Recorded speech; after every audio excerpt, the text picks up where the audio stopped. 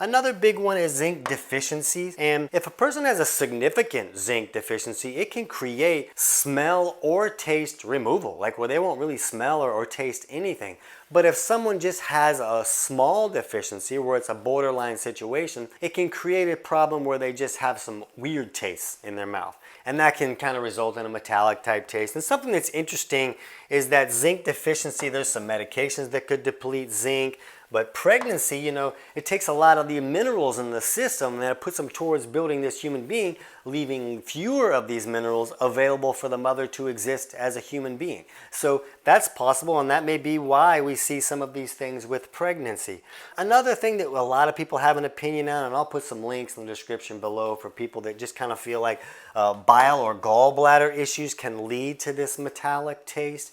And some people will say that, well, if you have like bile reflux, where bile is refluxing back into the stomach because that bile has like a bitter structure to it, that can create some taste disturbances that may be viewed as a metallic type taste. But when we're looking at this bile thing, it's also interesting that I found this study that was on taste and smell disturbances in patients with gastroparesis and gastroesophageal reflux disease. And in this study, they said that taste and smell abnormalities are prominent in gastroparesis and GERD patients. Abnormalities in taste and smell are significantly correlated with both gastroparesis and GERD symptom severity. So they're saying that the more severe that the gastroparesis or the GERD, that the more severe that the taste disturbances could be.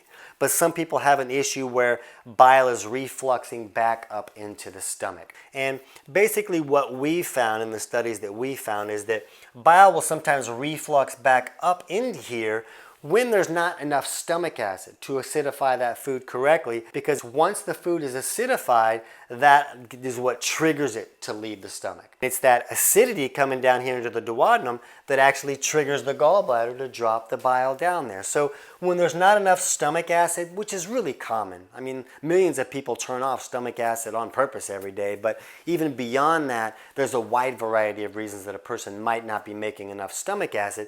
And when the food is not being acidified correctly, it doesn't move at the proper pace. And then everything doesn't really move in the right direction. This is all like a step-by-step process that this digestive function takes. And when one thing isn't working, it can create troubles in other areas.